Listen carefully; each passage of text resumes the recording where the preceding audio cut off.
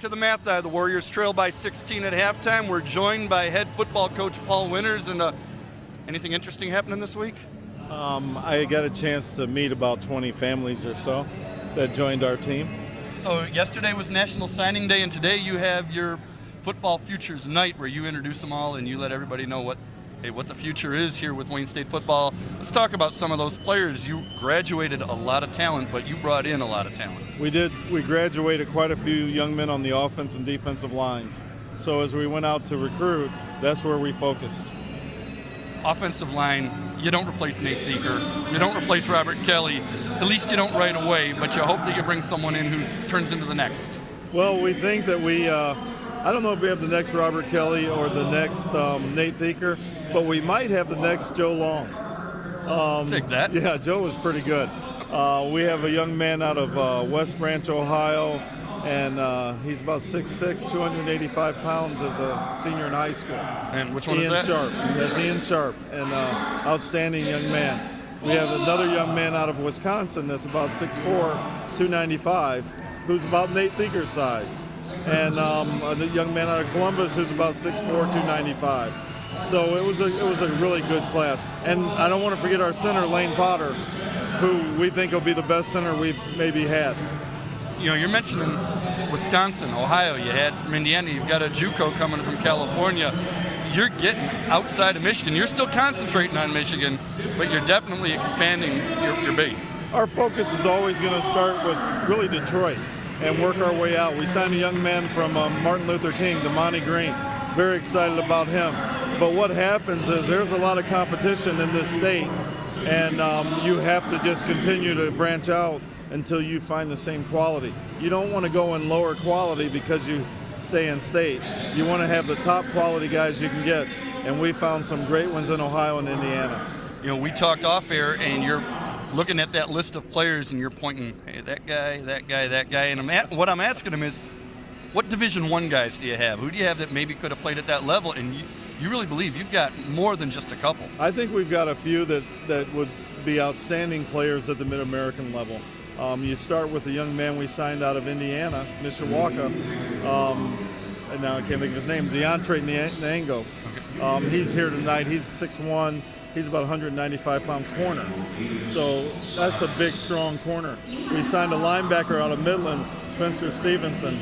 I think Spencer Stevenson is one of the best linebackers I've seen in a long time.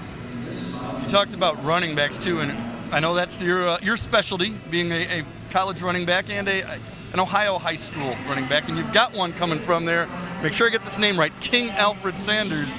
You said you like him. By King. We just go by King. Yeah. So, and he's from that area where there's a certain King James, so it might be something to do with that.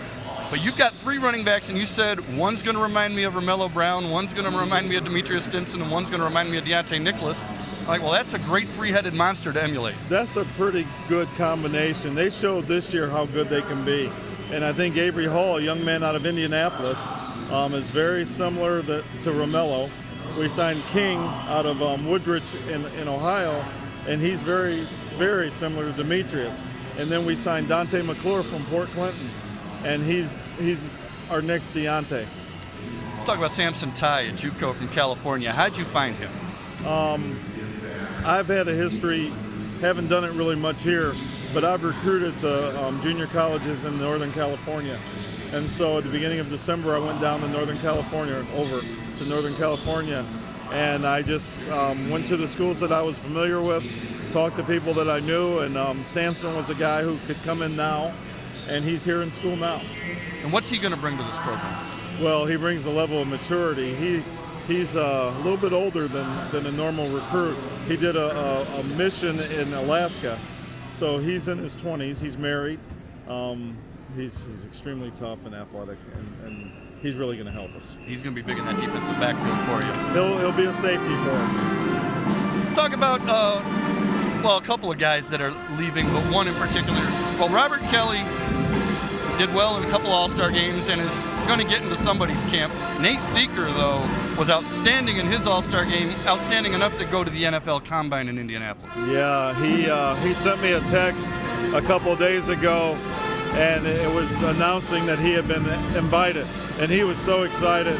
and I'm so happy for him. He worked so hard for this opportunity, and I think people will see what a talent he is. I mean, he's a dominant football player. I think we all forget that he had to miss a year because of surgeries, a back injury and things like that. And Coach Scott Worcester, the offensive line coach, pointed out to both of us, this guy hasn't lifted weights in 2 years. Think how good he was without lifting weights. Well, when the NFL gets to him and gets him in shape, imagine what he can be. Well, other than the injury that he had that year, he's pretty healthy. So he's a guy that only will get stronger. And he's more mature because of that extra year. So I think he'll do fine.